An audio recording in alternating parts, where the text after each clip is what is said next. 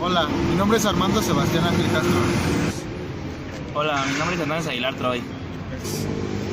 Hola, mi nombre es García Martínez Cruz. Hola, mi nombre es Jorge Ríos Bonilla. Hola, yo soy Urbano Soriano Juan Carlos y nosotros somos el equipo 1 y vamos a explicar el significado y contexto. ¿Qué tal? Mi nombre es Carlos. Para poderles explicar de una manera correcta este tema, habrá que definir qué es el contexto. El contexto es una serie de circunstancias que rodean toda una situación, sin los cuales no puede ser comprendido de una manera correcta. Este está formado por dos variables que son el tiempo y el espacio. Un ejemplo: yo voy saliendo de clase de física bien emocionado y llego a mi clase de literatura. Y le digo al profesor: aceleración es velocidad final menos velocidad inicial sobre tiempo. El profesor se va a quedar con: pues, ¿qué onda con este chavo, no?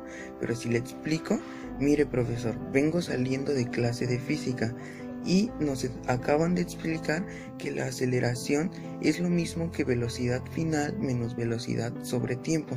Entonces, mi profesor de literatura va a entender de qué estoy hablando.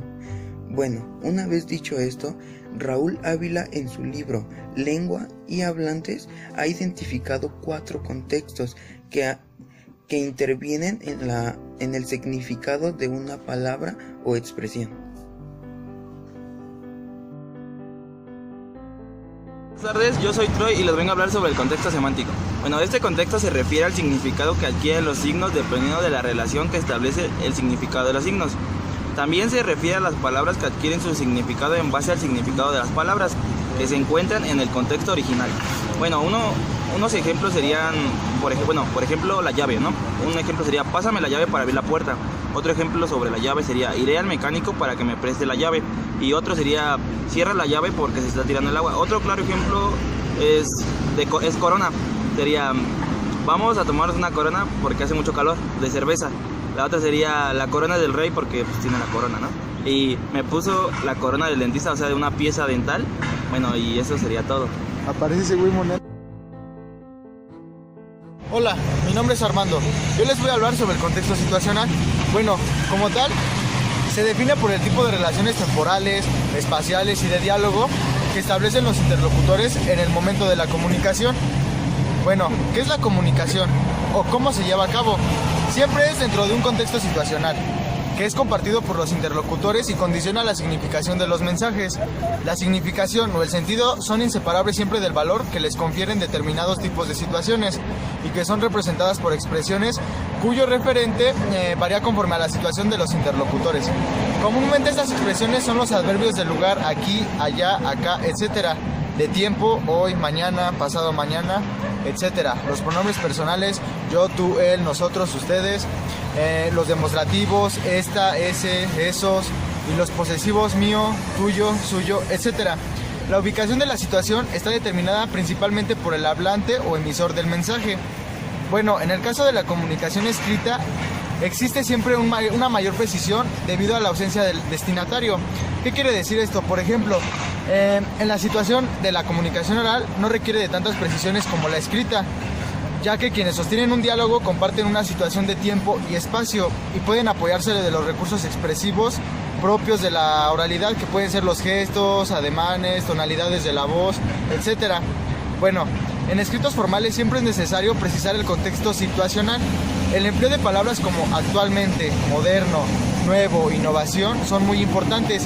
Expresiones como siglo pasado, a principios de este año, etc., requieren de la definición del tiempo al que se hace referencia. Bueno, cuando se lea o se escriba algún documento, siempre se tiene que tener el cuidado de considerar la época en la que se hace referencia para no incurrir en apreciaciones equivocadas. Otro problema a considerar es el del contexto situacional relacionado con el espacio. Y bueno, de igual manera que en el contexto situacional referido al tiempo, también es muy importante hacer la recomendación de considerar la situación del espacio desde donde se enuncia el mensaje o del lugar al que se hace referencia para evitar confusiones. Bueno, con el propósito de garantizar una comunicación eficaz, ya sea oral o escrita, conviene recordar un método estructural que se plantea que para cualquier información resulte completa debe responder las siguientes preguntas: ¿qué? ¿Qué es el suceso? ¿Quién? El sujeto activo o pasivo a que se refiere la información. ¿Dónde? El lugar. ¿Cuándo? El tiempo. ¿Por qué? La causa o explicación. ¿Y cómo? Que es el modo. Entonces, ¿quién, dónde y cuándo corresponden al contexto situacional? Gracias. Hola, mi nombre es Javier Martínez. Yo le voy a hablar del contexto físico. El contexto físico corresponde al medio físico. Está condicionado por el lugar y las circunstancias donde se expresa. Estos mensajes son breves y se apoyan en la realidad física. En el contexto físico se utilizan dos tipos de mensajes: los signos lingüísticos, es decir, las palabras y enunciados, y los no lingüísticos, o sea, los símbolos o iconos. Los mensajes que se expresan en un contexto físico se utilizan para transmitir información en lugares públicos cerrados como hospitales, tiendas, cines, aeropuertos, escuelas, etc. Y en lugares abiertos como las manifestaciones de tránsito en la ciudad, en carreteras y las etiquetas de algunos empaques y envases. Como por ejemplo aquí en Pixel tenemos contextos físicos como por ejemplo las rampas para discapacitados, en los baños para diferenciarlos entre hombres y mujeres, etc. El contexto físico tiene como principal ventaja ser electivo y muy económico. No está dirigido a todas las personas, sino únicamente a quienes les interese la información o se vean afectados por el mensaje. Por ejemplo, a una persona que camina por la calle no le va a interesar ni le afecta un mensaje que prohíba estacionarse. O bien, si alguien fuma, tampoco le afectaría un letrero de no fumar. Eso es todo, gracias. Buenas tardes, yo soy Jorge y les voy a hablar del tema del contexto cultural. El contexto cultural es el más amplio y complejo de todos. Es el que involucra un conjunto de conocimientos y experiencias, de maneras de actuar, de pensar, de sentir, que poseen todos los individuos en determinadas comunidades. Las costumbres, el arte, las expresiones, la religión, los valores, así como el amor, el trabajo, la familia, la honradez, el individualismo, la educación, son algunos elementos que constituyen el contexto cultural. La diversidad cultural es un fenómeno que no solo se manifiesta entre los diferentes países del mundo. Las diferencias sociales,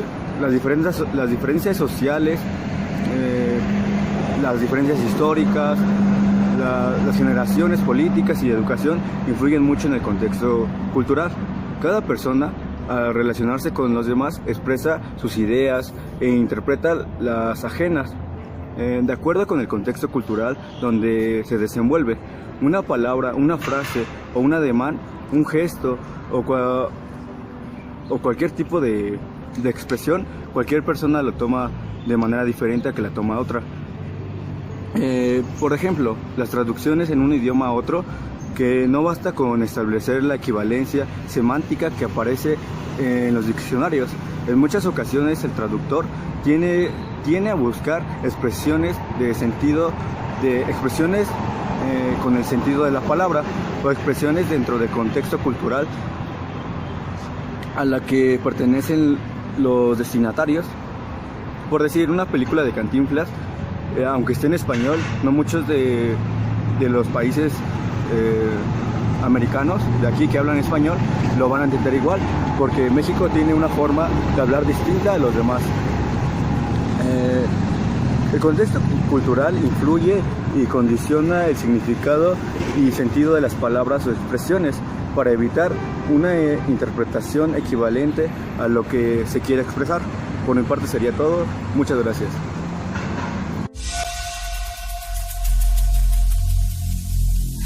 Every single day